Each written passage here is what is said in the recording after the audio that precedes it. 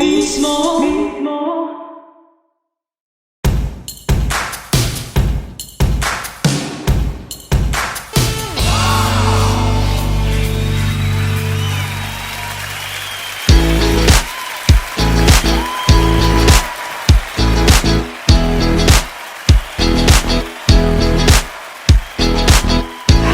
Hello! Isang mapagpalang araw po ang aking pagbati at maraming salamat muli po sa Panginoon dahil sa isa na namang pagkakataon para tayo po magsama-sama sa isa na namang edisyon na ating programang Solution Grace-Based Devotions. Of course, kasama niyo pa rin po ang inyong lingkod. And my name is Gaverna. Ito nga po ang programa kung saan ay hatid natin ay tugon sa ating bawat tanong. Kaya naman maraming salamat po sa pagkakataong ito. Tayo po'y muling pinagsama-sama at matuto at mag-aral sa loob po ng ilang minuto. Kaya patuloy po natin mapagyaman po tayo ang ating kamalayan sa nananaga na kapahayagan ng Ebanghelyo na ating Panginoong Hesukristo. Kaya naman po ako po'y bumabati at maraming salamat po sa inyo sa inyong patuloy na pagtutok at panonood. Dahil po sa ilang minuto, tayo po'y mag-aaral ng salita ng Diyos na may kinalaman po sa ating buhay at pamumuhay sa araw-araw. Kaya naman po, kumusta po kayo? At ako naman po ay talaga naman sobrang pinagpala ng Diyos. Bagaman tayo po ay nananatili sa ating mga tahanan bilang pagsunod sa direktiba ng pamahalaan. Ito po ang naisin po ng Diyos para sa atin, alang-alang po sa ating kaligtasan. So habang kayo po ay nasa inyong mga tahanan kasama ang buong pamilya, hindi po ba napakagandang pagkakataon na makasama po sila at mag-aral at alamin po natin yung mga bagay na magbibigay po sa atin ng kapayapaan at ng nananaga ng biyaya ng Diyos at gandang pagkakataon po nito kasama ang buong pamilya.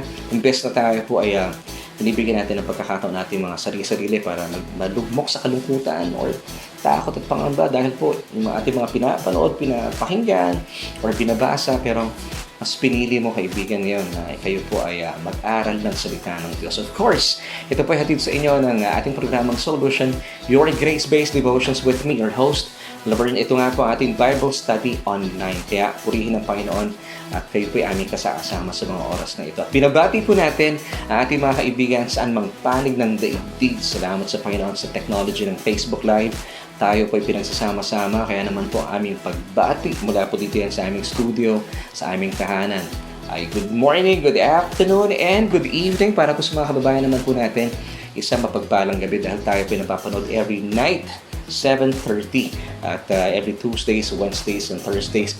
Yun nga po via Facebook Live and via YouTube channel. Paki-subscribe na rin po sa ating Mismo TV. That's MISMO TV. Pwede niyo pong balik-balikan yung mga episode nating mga nakalipas para magamit niyo po sa inyong mga personal devotion, personal meditation, and Bible study. At siya nga pala gusto ko manang batiin. Medyo namimiss ko pong batiin ang ating mga kaibigan. Maraming salamat po sa mga bago nating makakasama sa ating programa. Namely, sila po ay talaga namang ina-acknowledge po namin sila Brother Mark Ian Ruanto, si Brother Oni Gutierrez. Naku, maraming salamat. Kay Sister Caroline Go, si Mama Caroline Go, ang butihing mama ni Pastor Benson Go. Good evening po sa inyo. At Sister Dory Bonton, Noemi Arevalo, magandang gabi po sa inyo. Sister Josie Magbanwa, Charles Dalinog, mula pa sa Africa, kung di ako nagkakamali, maraming salamat po. Hindi tayo pinaglalayo, no? Dahil nandito pa rin po ang Facebook Live. Salamat sa technology. And Arlene Valio, Tupas Jerwin, good evening po sa inyo. Sister Chea Flores, si Ate Oteza Pinero. Alam ko nasa ibang bansa ngayon sa Ate Oteza, kaya hello po sa inyo at thank you for joining us. And Sister Esther Marasigan, maraming salamat po. Ilan lamang po sila sa mga bago po nating kaibigan na nakaka-jamming every night dito yan sa ating programa kung saan ay hatid ay tugon sa ating bawat tanong. Once again, maraming salamat po sa inyong mga bago nating kaibigan at ito po ay alam pong bunga ng mga kaibigan din po natin, mga suki na natin na nagbahagi ng ating programa. So, bilang pagpapatuloy, pwede po ba akong maglambing po sa inyo? Paki-share po yung ating programa sa inyong mga kaibigan, mga kaklase, sa inyong mga kamag-anakan para ito po napakagandang pagkakataon na makapag-evangelize po tayo.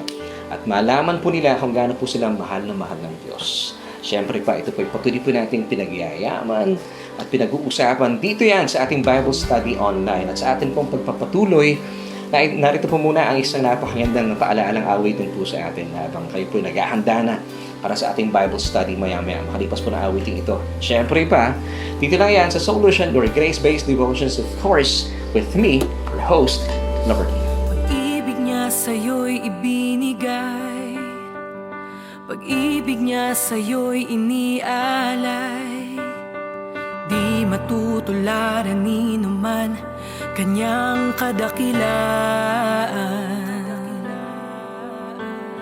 Biyaya niya'y sapat kailan pa man, hindi kanya pababayaan.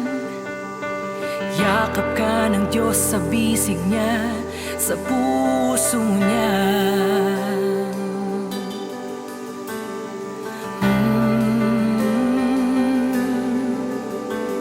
Minamahal, minamahal ka ng Panginoon, kahit ano pa man ang buhay mo noon, kanyang babaguhin pagpapalain.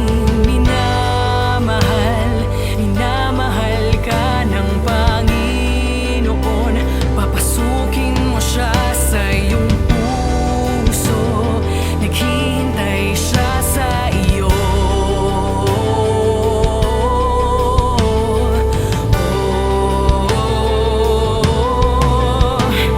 Sa lilim ng kanyang kaligtasan, tunay na may kapayapaan, mararanasan ang kagalakan, kanyang kapangyarihan.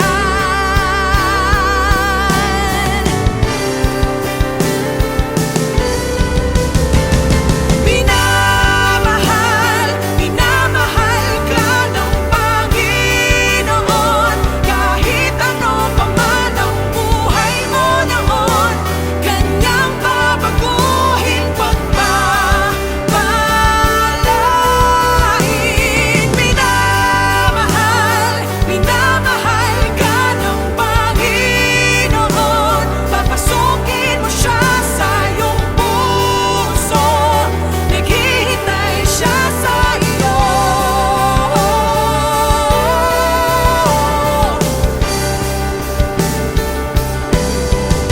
Siya ang buhay, ang katotohanan, siyang daan laging maaasahan, at sa hirap o ginhawa, hindi kanya iiwan.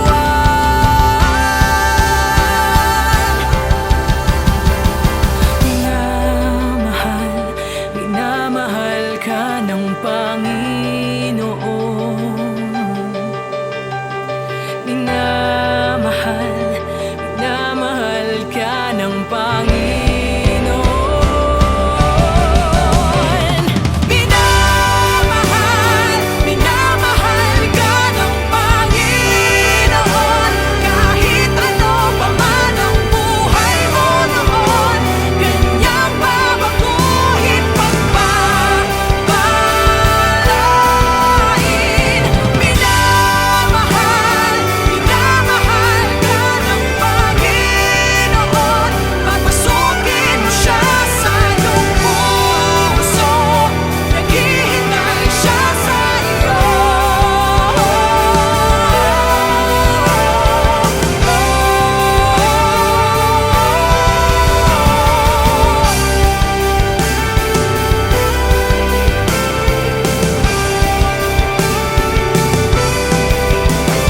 Minamahal ka niya.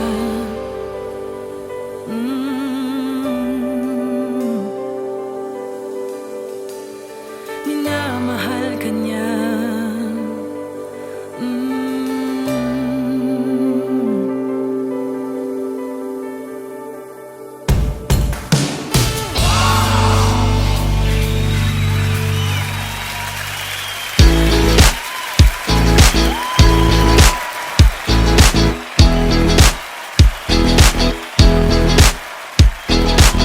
Thank you so much sa awiting yan at naghatid po sa atin sa ikalawang bahagi.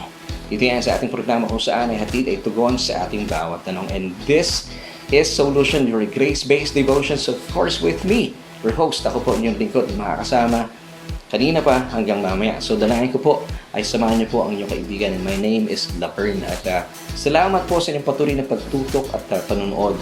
At sa mga kaibigan po natin, mga suhi natin, mga churchmates po natin, ako, miss na po namin kayo. And we're hoping soon ay magkaroon na po tayo ng muling pagsasama-sama, pagsasalo-salo.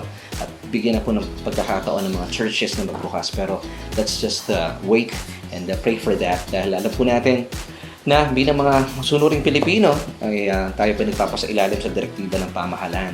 And as we all know, na-extend po tayo until May 15. So mga kaibigan, samantalahin po natin mga pagkakataong ito. Lalo tigit kung gusto niyo po na mas makilala po ng inyong mga kaibigan, mga kamag-anak ang Panginoon, pwede pong i-share po ninyo ang ating programa nang sa gayon mas malawak po yung maabot at mas marami pang mga tao po ang makakilala at maunawaan po nila na meron po isang Diyos na unang nagmahal. And actually, I should say this, na meron po isang Diyos na talaga in love po sa kanila. So, pwede po ba yun na ibahagi po natin ating programa para mas marami po ang makakilala sa Panginoon at mas marami tumanggap sa Kanya. At thank you so much po in advance.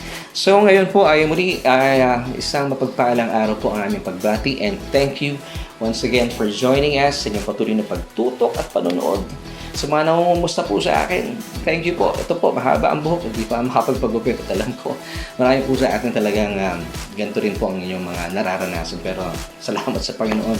At sa mga kaibigan po natin, yes, miss na po namin kayo. At sa mga kaibigan din po natin sa ibayong dagat, maraming salamat dahil hindi po dahilan ang malayong lugar para hindi po tayo mapagtagpo dahil sa technology po ng Facebook Live. Tayo po napapanood every Tuesdays, Wednesdays, and Thursdays alas 7:30 ng gabi.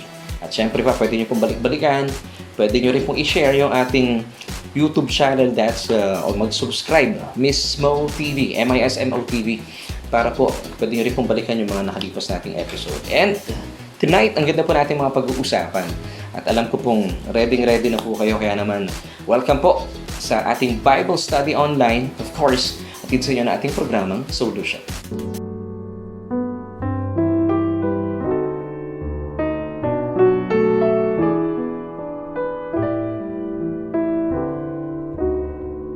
Muli po isang mapagpalang araw po aking pagbati sa inyo at para po sa mga kababayan natin saan mang panig ng daigdig. Good morning, good afternoon, and good evening.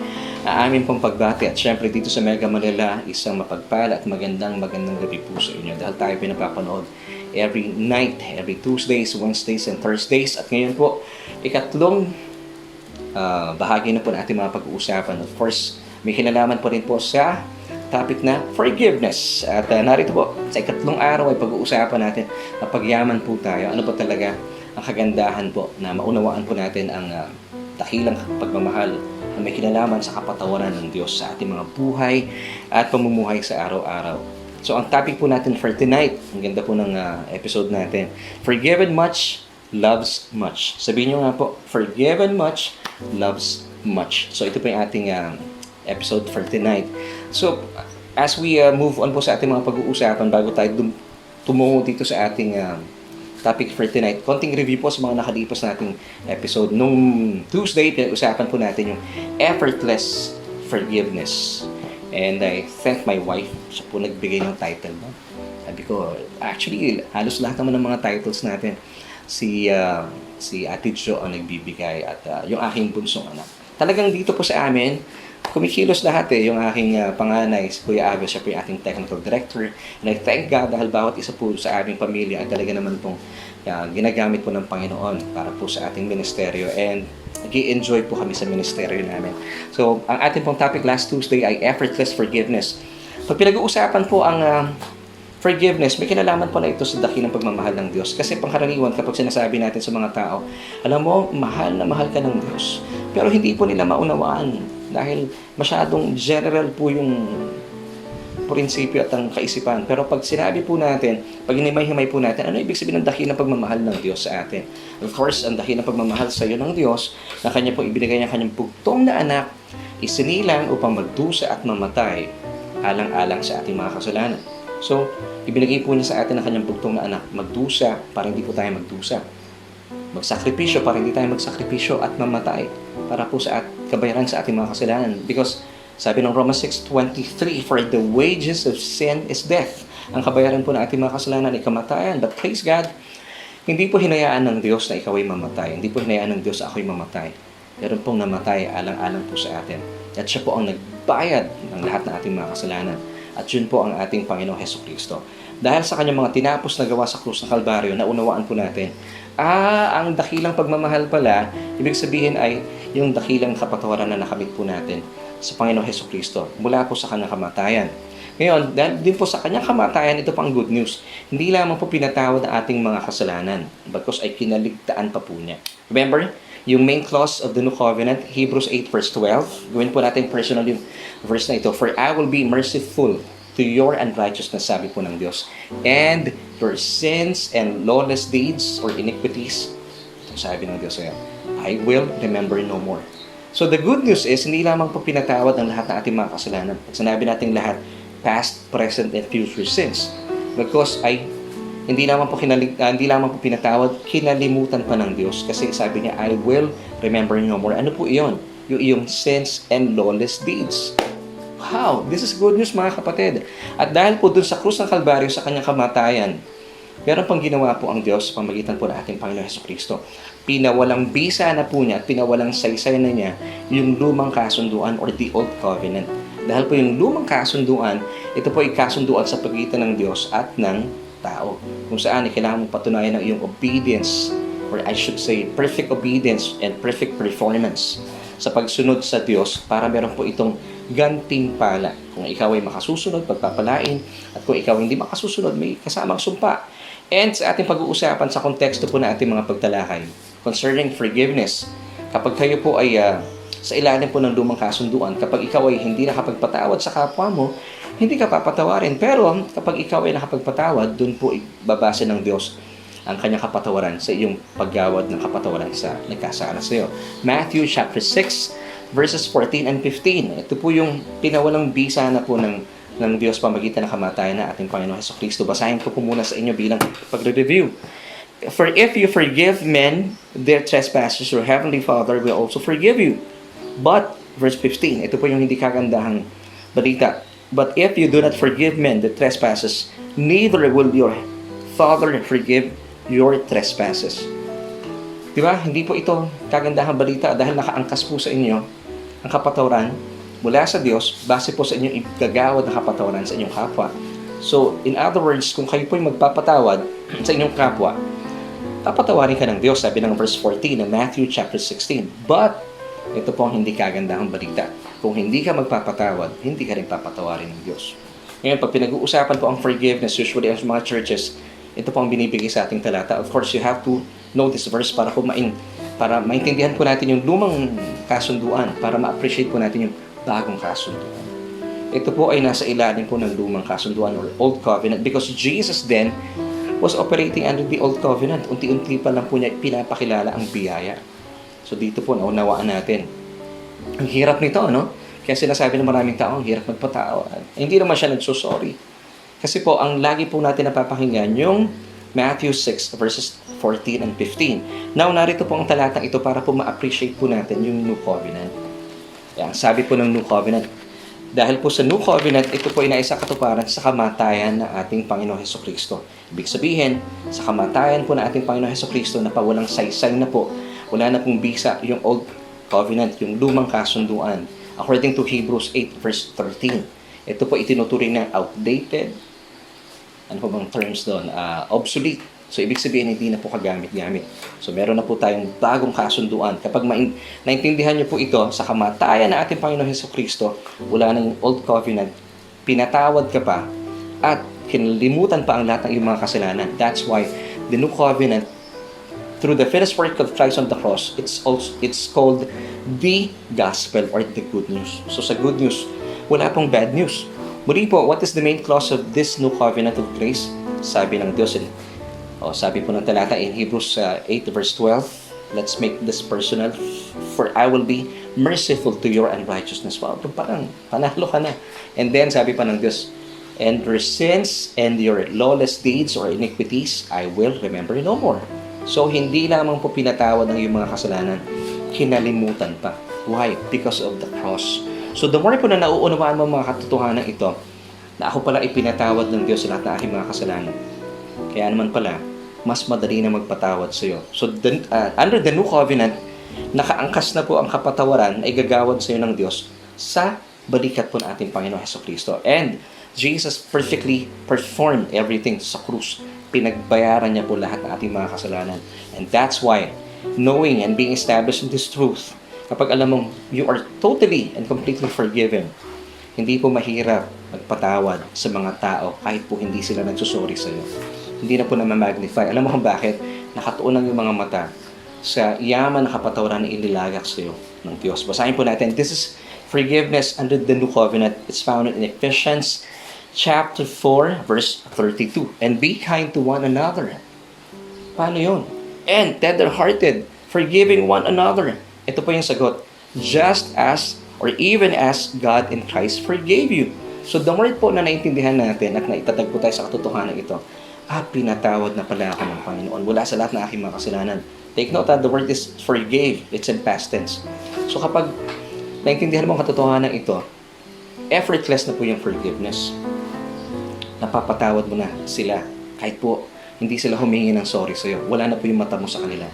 Take note what's the difference between the old covenant or yung lumang kasunduan at ang bagong kasunduan? Ang lumang kasunduan po kasi, kapag kayo po ay so conscious about itong lumang kasunduan or you are so sin conscious, masyado kang conscious sa iyong mga ginawa, ginagawa, at gagawin pa sa hinaharap. Pero kung kayo po ay forgiveness conscious, kaya po nararanasan nyo yung effortless forgiveness, nakatuon po ang inyong mga mata sa mga ginawa ni Kristo sa krus ng Kalbaryo. At dahil alam mo, sobra kang pinatawad ng Panginoon, nag-uumapaw ang iyong puso. Kahit po yung mga nagkakasala sa iyo, madami sila. Nawawala na po yung mata mo sa kanila. Kahit hindi pa sila nagsusorry, na-forgive mo na sila. Kasi alam mo, you are so forgiven. Ito po ang kapangyarihan kapag kayo po ay forgiveness conscious. Pero po mga churches today, instead of tinuturo po nila sa mga members nila, dapat forgiveness conscious ka. Pero ang tinuturo po karaniwan ng mga churches, you have to be sin conscious. Hindi po yun ang gospel. Kasi pag kayo po ay sin conscious, you are so self-conscious. Masyado kang abala sa sarili mo. Ano nga ba yung mga ginawa ko, mga ginagawa ko o gagawin ko pa? Hindi po yun ang gospel. Ang sabi po ng gospel, you have to fix your eyes kay Jesus sa kanyang mga ginawa sa iyo. Ano bang ginawa niya sa iyo? Through the cross, you are forgiven completely, past, present, and future. Once again, kapag kayo po ay forgiveness conscious, nakita mo, sobra kang pinatawad ng Diyos. Yung mga nagkakasala at mga nagkasala po sa iyo, kahit hindi pa po sila humihingi ng sorry. Yes, napapatawad mo sila. At mas masarap po ang buhay, no? Pansinin mo, kapag wala kang dalang kabigatan sa puso mo, hindi ka masakitin. Ang mga tao po, maraming kabigatan sa buhay. Naranasan ko po ito. Ikaw ay laging masakitin. Masakit ang ulo mo, naninikip lagi ang dibdib mo. At based po sa mga pag-aaral, marami pong tao ang nagkakaroon daw po ng cancer because meron silang unforgiving heart. It's true, mga kapatid. Yan po isang pag-aaral sa Estados Unidos. So, yun pala. So, nakita na po natin ang sagot. Praise God.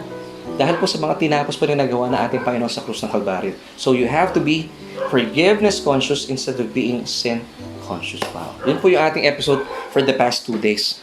Ngayon, pag-uusapan po natin, sige, bago pa tayo mag-move on dito. Now, kapag kayo po ay forgiveness conscious, ang buhay po ninyo ay punong-puno ng pagpapasalamat sa Diyos, punong-puno ng pagpupuri sa Diyos, punong-puno ng pagsamba sa Panginoon. Alam mo kung bakit?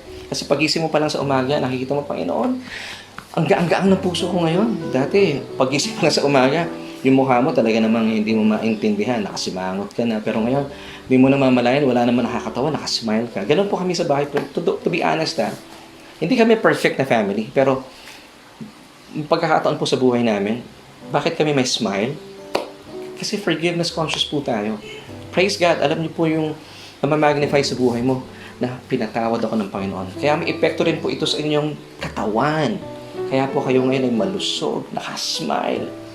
At nakikita po ng mga kapitbahay ninyo, kahit kayo po ay pare-pares po tayong nasa krisis ng COVID-19, pero ang kaibahan mo, kapatid na nasa biyaya, meron kang suot-suot na ngiti sa iyong mga labi. At hindi ka pa man nagsasalita, nagiging pagpapala. Ito po ang buhay na punong-puno ng pagpapasalamat, pagpupuri at pagsamba sa Diyos. Why? Because you are not sin conscious, but you are forgiveness conscious. You are so Jesus or Son conscious, hindi ka sin conscious. Ganda na, ha? Palitan mo yung S-I-N, tanggalin mo yung I, palitan mo ng O. Instead of being sin conscious, you have to be Son conscious or Jesus conscious. Ngayon, tuloy na po natin sa ating ikatlong araw na pag-aaral at pagtalakay about forgiveness. Of course, muli po ang ating topic for today, forgiven much, loves much. Samantala, alamin naman po natin na meron ba kinalaman po sa buhay ng isang mananampalataya? Kapag naunawaan po niya na siya po ay labis at ganap na pinatawad ng Diyos, kagaya po natin mga naniniwala sa biyaya. Alam po natin kung gaano po karami ating mga kasalanan, pero sa kabila po ng dami na ating mga kasalanan, pinatawad ng ganap ng Diyos, past, present, and future sins. Yun din po ang kanyang paniniwala. Lahat po na ating mga kasalanan, pinatawad tayo. Because doon sa krus ng Kalbaryo, nung pinatawad po tayo ng Diyos, future po tayo nun, wala pa tayo. So ako po, naniniwala ako, ang ating mga kasalanan po ay lahat ay pinatawad. Ayon po ito sa Biblia, Colossians chapter 2, verse 13. Pinatawad ka past, present, and future sins. Ngayon, alamin po natin, may kinalaman po ba yung mga mananampalatayang naniniwala na sila po ay pinatawad ng ganap?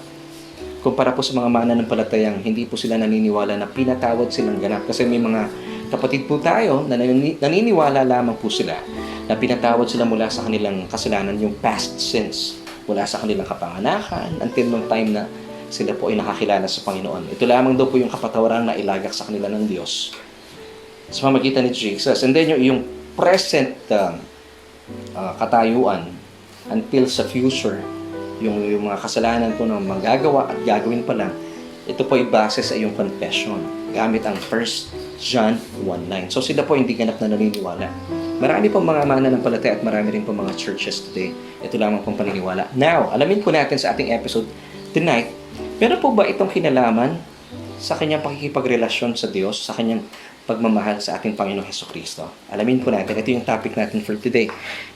Isa po napakagandang tagpo ang ating pag-uusapan mula po sa Luke chapter 7 verses 37 onwards. Alamin po natin. Isang tagpo po ito mula sa ito po yung mga tauhan sa kwento. Si Jesus nandun, yung si Simon, yung Pariseo, at saka yung babaeng makasalanan. Basahin po muna natin, ha. So, isang tagpo po sa Biblia tungkol sa isang babae na tinuran po bilang isang makasalanan. Siya po ay lumapit sa Panginoong Jesus. And then, sa kanya pong paglapit sa Panginoon, bagaman alam po niya na siya po yung makasalanan. Pero alam mo, ginawa po ng Panginoon, hindi po siya tinapoy, hindi siya kinondina, hindi siya pinahiya. So, pagkos ang binigay po ng Panginoon sa kanya, kagandahan, loob, at saka awa. Tuloy po natin, ha. In Luke 7, verse 37, when she knew that Jesus sat at the table in the Pharisee's house, she brought an alabaster flask of fragrant oil. So may dala-dala po siyang oil. And verse 38, she stood at his feet, behind Jesus' feet. And then, weeping, and she began to wash Jesus' feet with her tears and wiped them with the hair of her head. And she kissed Jesus' feet and anointed them with the fragrant oil. So yung dala-dala niyang oil, para pala kay Jesus po yun. Tuloy po natin sa verses 39 until 43. Now when the Pharisee who had invited Jesus saw this, then he spoke to himself, "This man," sabi niya sa sarili niya, "if he were a prophet, would know who and what manner of woman this is who is touching him, for she is a sinner." 40. And Jesus answered and said to Simon, sabi niya, "Simon, I have something to say to you." Then verse 41. So he said, "Teacher, say it. There was a certain creditor who had two debtors. One owed 500 denarii and the other 50. And when they had nothing with which to repay, he freely forgave them both. Tell me, therefore, which of them will love him more?" Sabi po ni Simon, verse 43, "I suppose the one whom he forgave more." And Jesus said to him, "You have rightly judged." Ngayon, sa tagpong ito, muli po sa isa pong babaeng makasalanan, si Jesus, and of course yung si Simon na Pariseo. Alam niyo po, pagpasok po ng babaeng makasalanan, hindi po napansin si Simon. Alam mo po, bilang makasalanan, sa kultura po ng mga Hudyo, hindi sila pwedeng dumikit sa mga Pariseo, na mga taong simbahan po yan. believing na sila po yung makasalanan. Dapat nga po, pag naglalakad sila sa kalsada, hindi sila pwedeng sumasabay. Pero, pansinin niyo po, tila hindi niya napansin yung Pariseo, ang mata po niya nakafocus kay Jesus. In verse 37 and 38, lumapit po siya sa Panginoon at ang ginawa ng Panginoon sa kanya, hindi siya pinahiya, hindi siya kinundina, hindi siya tinaboy. Pagkos, punong-puno po ng awa at kagandahan loob ang Panginoon. And then, andun na po nagsimula ang ginawa po ng babae. Di ba? Nag-iiyak po siya at halos yung iyak po niya ay halos nahuhugasan po yung paa ng ating Panginoon, ng kanyang mga luha, at pinahiran niya po ito sa pamagitan ng kanyang buhok. At hindi po natapos doon. Iyak siya ng iyak, hinahalikan po niya yung paa ng ating Panginoon at pinahiran po niya yung kanyang daladalang fragrant oil. Now, bilang isang Pharisee naman, itong si Simon, alam po niyang kautusan. Alam niyo, sadyang maalam po siya sa kautusan. Inibitahan po niya si Jesus, pero base po sa ating mga binasang mga talata, sadyang hindi po niya kinilala si Jesus bilang Diyos at Panginoon. Ang pagkakilala lamang po niya kay Jesus ay isa lamang pong propeta o guro. Ngayon sabi niya, di ba? Sabi niya sa sarili niya, kung alam lang ng tao ito kung sino yung babae ito makasalanan. Hindi niya ginagawa ito, hindi niya pinapayagan. Kasi nga po yun po yung kultura ng mga Hudyo. Dahil makasalanan sila, hindi sila basta-basta dumidikit sa mga tao ito. Pero ibahin niyo po ang ating Panginoon. At ibahin niyo rin yung babaeng ito. Hindi niya nakita yung Pariseo, dire-diretso siya kay Jesus. Ngayon, ito pong Simon, balikan natin si Simon. Ang tingin lamang po niya kay Jesus, guro, propeta, hindi po Panginoon at tagapagligtas. Kaya naman pala, iba po ang turing niya sa Panginoong Jesus. Samantala, sadyang ibang-iba naman po ang pagtangi ng babae sa kwento. Nagawa po niyang gawin ng mga ginawa niya. Alam mo kung bakit? Dahil siya po ay so son-conscious, so Jesus-conscious. Dahil po sa sobrang, siya po ay punong-puno ng kabutihan ng Panginoon. Kasi wala po sa eksena, hindi niya napansin yung Pariseo na si Simon. Nandun po siya, nakatungo lang siya sa Panginoon. Habang binabasa po niya ng kanyang luha, hinuhugasan ng kanyang luha ang mga paa ng Panginoon at pinahiran niya ng kanyang buhok at hinalik-halikan po niya paulit-ulit ang paa ng ating Panginoon at tilagan pa niya ng fragrant oil. Ito po yung mga bagay na hindi po nagawa ni Pedro. I should say, ni Simon, yung Fariseo. Sabi ni Jesus sa kanya, nung pumasok ako dito, ako invited guest mo. Yung ginawa ng babaeng ito, sadyang hindi mo ginawa sa akin. Ito po ay mababasa natin in Luke chapter 7 verses 44 until 46. Hindi ko na isa-isahin. Ngayon, bakit po kaya nagawa po niya ito? Ngayon, balikan po muna natin ang isang maganda pong paalaala ni Jesus kay Simon the Pharisee. In Luke chapter 7 verses 41 until 43. Puri po sabi dito ni Jesus. Sabi niya, Simon, may tatanong ako sa iyo. Sabi ni Simon sa kanya, sige po, tanong niyo po. Sabihin niyo po, Panginoon. Sabihin, sige po, sabihin niyo sa akin. Meron dalawang nagkakautang at hindi sila makabayad sa kanilang creditor. Gamitin na lang po natin yung ating currency, pesos, para mas maramdaman po natin yung laki ng amount. Merong isang may utang na 50,000 pesos. Yung isa naman ay 5,000 pesos. At sadyang hindi sila makabayad, sabi ng kanilang creditor, yung kanilang pinagkakautangan, o siya, papatawarin ko na lang kayo. Hindi na kayo magbabayad. Sabi ng ating Panginoon Jesus kay Simon, sa dalawang ito, na may utang yung isa 50,000 pesos, yung isa naman 5,000 pesos. Gamit ko po yung ating Philippine currency para po mas maintindihan po natin. Sa tingin mo, sino ang sa pagitan ng dalawang ito na may utang na 50,000 pesos at 5,000 pesos, dahil sila po ay pinatawad ng kanilang creditor, sino sa kanila ang higit na magmamahal doon sa kanilang pinagkakautangan? Sabi po niya, Simon, yung Pharisee, I suppose, sa tingin ko, siyang may mas malaking utang. And then sabi ni Jesus sa kanya, you have rightly judged. Tama naman po, di ba? Sabi nga po ng ating mga pinag-uusapan ay mas malaki po ang pagmamahal na maibibigay dito may utang na 50,000 pesos sa kanyang pinagkakautangan kaysa dito sa may utang na 5,000 pesos. Ngayon, ilapat po natin sa ating kapanahunan. Gayon din po ang mga nangyayari ngayon sa ating mga mananampalataya. Tayo po mga nasa biyaya, naniniwala tayo na bagaman tayo po ay may malaking utang. Tayo po yung mga babae dito. Alam natin, more than 50,000 pa yung utang natin sa Diyos sa ating mga kasalanan. But because of the finished work of Christ on the cross, nalaman po natin, pinatawad ang lahat ng aking mga kasalanan, past, present, and future. Ngayon, dahil alam mong pinatawad lahat ng iyong mga kasalanan at naniniwala ka, hindi ka nang pinatawad sa iyong mga kasalanan, kinaligtaan pa o kinalimutan pa ng Diyos. Di ba? Yan po yung main clause of the New Covenant. Hebrews 8 verse 12, "For I will be merciful to your unrighteousness and your sins and lawless deeds." Sabi ng Diyos, "I will remember no more." So, alam mo, malinaw sa iyong isipan at naitatag ka sa katotohanan, hindi lamang pala ako pinatawad ng Diyos. Hindi lamang pala niya pinatawad lahat ng aking mga kasalanan, past, present, and future. Kinaligtaan pa at kinalimutan dahil po sa ginawa ni Hesus Kristo. Ngayon, kapag ganito po ang iyong paniniwala at dahil ito po ang katotohanan, meron ka mga gagawa mga bagay na hindi po magagawa ng mga taong hindi ganat na naniniwalang sila'y pinatawad mula sa lahat ng kanilang mga kasalanan. Kagaya po ni Simon. Kasi si Simon, invited po niya si Jesus sa kanyang bahay pero hindi po niya nagawa yung mga ginawa ng babae. Alam mo kung bakit? Si Simon po ay isang pariseo, maalam sa kautusan. So alam po niya, dahil ang tingin lang po niya kay Jesus, propeta lang eh, guro lang, hindi po niya kinikilalang Panginoon. Tayo po mga nasa biyaya, kinikilala natin hindi lamang po, definitely hindi po propeta si Jesus, siya po yung anak ng Diyos. Of course, guro din po siya, pero above all, siya po ang ating Panginoon at tagapagligtas. At siya lamang ang may kakayahan na patawarin tayo sa lahat ng ating mga kasalanan. So, ikukumpara natin itong babaeng ito na tayo, mga nasa biyaya, kumpara kay Simon, the Pharisee. Sila po mga taong naniniwala sa kautusan at nakabase ang kanilang kapatawaran sa kanilang mga ginagawa. Kasi naniniwala lang po sila sa kapatawaran ng kanilang mga kasalanan mula noong kanilang kapanganakan hanggang sa kasalukuyan. And then yung kasalukuyan hanggang sa hinaharap, yung present sin until future sins, sila na po ang bahala using 1 John 1:9. Ngayon, hindi po nila magawa ang kanilang o yung ginawa po ng babae. Alam mo, may mga kakilala po ako sa ngayon. Nung kanila po nagkaroon po sila ng kapahayagan ng ebanghelyo, ng biyaya. Meron po silang ginagawa nung araw na hindi po nila ginagawa sa ngayon dahil sobrang alam po nilang pinatawad sila ng Diyos. Nakakagawa po sila ng mga bagay na hindi nila ginagawa before. Itago na lang po natin. Ito po kaibigan namin mula sa Japan sa pangalang Anadaro. Yan. So itago natin yung pangalan niya. Dati, alam ko, hindi ka naman nagde-devotion. Hindi po siya nagde-devotion, pero ngayon, every morning, bago siya pumasok sa office, nagkakaroon po siya ng kanyang devotion. Di personal devotion, ha?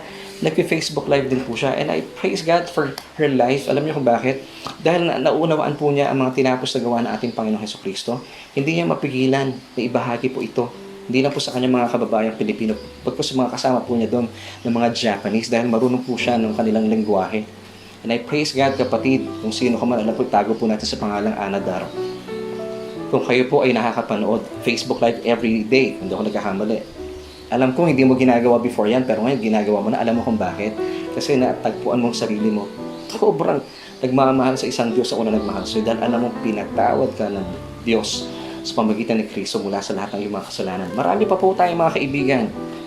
Sa Israel, sobrang in love sa Panginoon. Talaga naman itago po natin sa pangalang Rosalie Monet.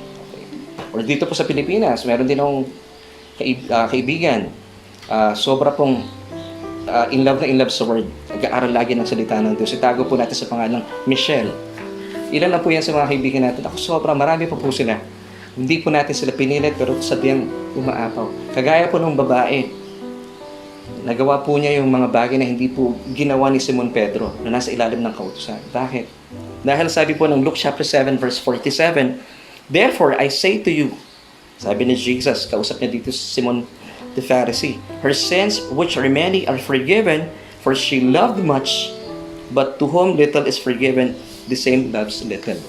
Ngayon, may kinalaman po ba, mga tao, nasa ilalim ng biyaya, kapag naniniwala po kayo na kayo ay forgiven, past, present, and future, believing that you are forgiven much, meron ba kinalaman po ito dahil pa alam mong pinatawad ka ng lubusan ng Diyos? Lubusan din po ang pagmamahal mo sa Panginoon? Yes, of course. Pero kung kayo po ay naniniwala lang na pinatawad kayo mula sa inyong kasalanan, past sins lamang po, pansinin nyo, hindi kayo ganun ka-passionate sa paglilingkod. Hindi po kayo ganun ka-excited pagbahagi ng salita ng Diyos.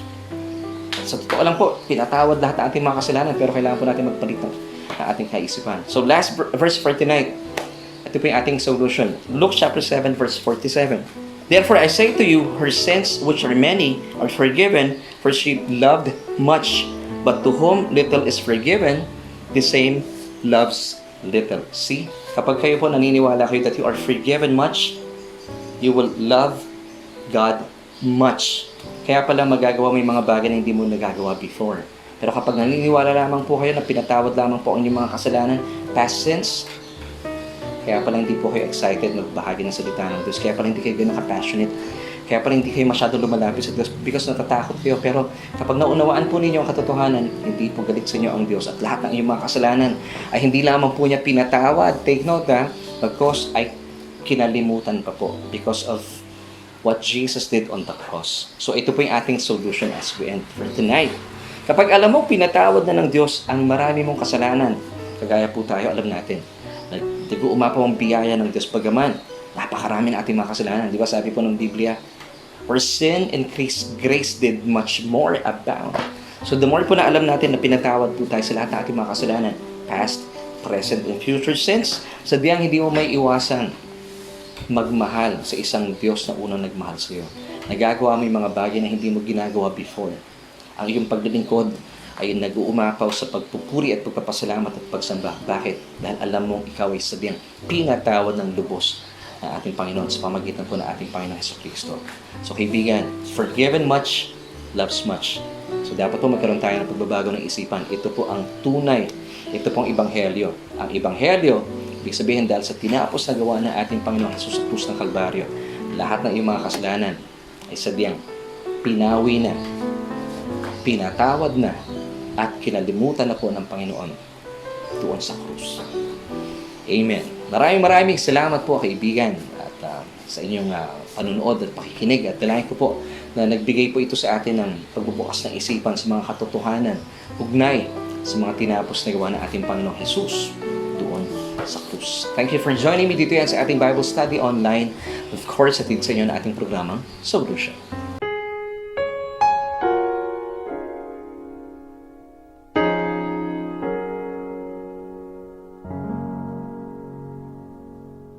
At sa pagkakataon po ito, nais ko po kayong imbitahan kung kayo po ay wala pang relasyon sa ating Panginoong Jesucristo. At para po lalo niyo po maintindihan ating mga pinag-usapan at alam kong ito po ang kalooban ng Diyos para sa inyo. Maranasan po ninyo ang buhay na ganap at kasiyasiya. Papawi na po ang anumang lungkot at takot sa inyong buhay at pangamba. Kaibigan, nag-iimbita po sa inyo ang Panginoon. Tanggapin mo siya bilang iyong Panginoon na tagapagligtas. All you have to do, sabi ng Romans chapter 10 verse 9, ipahayag ng iyong mga labi na si Kristo ang iyong Panginoon at manampalataya sa inyong puso na siya po ay binuhay mula sa mga patay. Tiyak, ikaw ay ligtas. So, tayo po ay mananalangin. Sundan niyo po yung aking panalangin at ariin niyo pong panalangin ninyo ang aking panalangin. Let's pray. Panginoong Jesus, maraming salamat po sa mensahe ng kaligtasan. Kaligtasan mula sa aming mga kasalanan. Kinikilala ko po na hiwalay sa inyo, ako po ay walang kakayahan.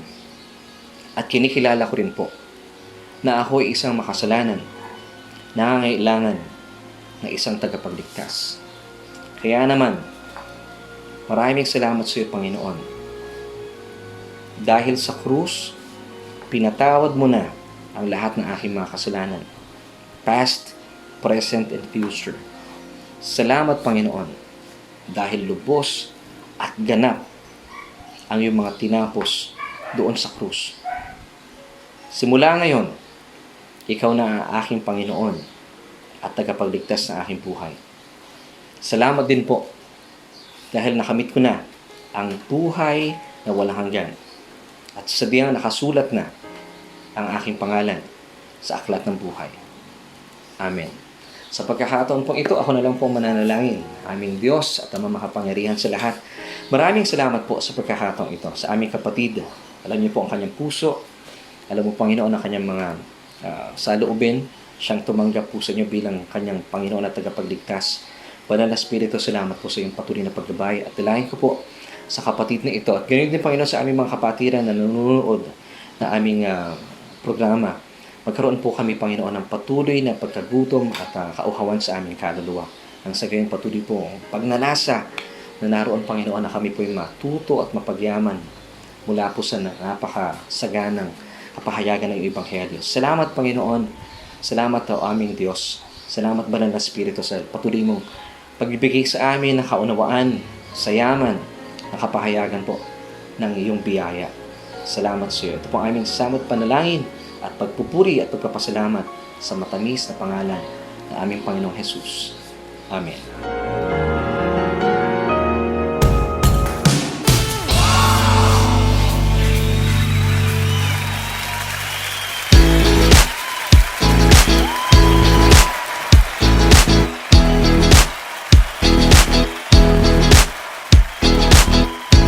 kaibigan, maraming salamat po. Isa na naman pong edisyon ng programang Solution ang sumainyo ngayong araw na ito. Bilangin po sa ating mga pinag-usapan ay patuloy po tayo na pagyaman at paunawaan po natin. Dapat pala gusto ng Diyos paunawaan natin na talagang ganap po kayong pinatawad ng Diyos mula sa mga tinapos na gawa ng ating Panginoong Jesus sa krus. At ito po ang naisin niyang maunawaan po natin, tanggapin at maitatag tayo sa katotohanan ito. Nang sa gayon, mamuhay po tayo na nagtatagumpay. Dahil ito po ang susi talaga. Nagkaroon po tayo ng pagbabago ng isipan or metanoia na paniwalaan po natin na ganap po na ang dakilang pagmamahal ng Diyos ay may kinalaman po sa kanyang kapatawaran. Ang kapatawaran po inilagak sa atin ay sa diyang pangwalang hanggan. Tinatawad tayo sa lahat ng ating mga kasalanan at hindi lamang po iyan, kinaligtaan na po at kinalimutan na po ng Diyos ang iyong mga kasalanan. Hindi po ba good news yan? For I will be merciful, sabi ng Diyos, to your unrighteousness, and your sins and iniquities or lawless deeds, I will remember no more. Wow. Hindi po ba nakakakilig? Ito po ang napakagandang kapahayagan po ng Ebanghelyo. Once again, that's Hebrews 8 verse 12. Huwag niyo pong kakaligtaan ng napakagandang talatang yan. And maraming salamat po sa mga nakasama natin, mga bagong kaibigan, mga suki na kagaya mo, at maraming salamat po sa aking pamilya, sa aking technical director, napakasipag si Kuya Ades. Maraming salamat din po sa inyo, sa inyong patuloy na pagsuporta at panonood at pakipag-aralan po sa amin. Dito yan, sa Solution, your grace-based devotions, of course, with me, your host, Laverne, at di na pagtatapos, iwan ko po sa inyo ang 1 John chapter 1 verse 2. Beloved, ito yan, I wish above all things that you may prosper and be in health. Amen? Even as your soul prospers. Bye!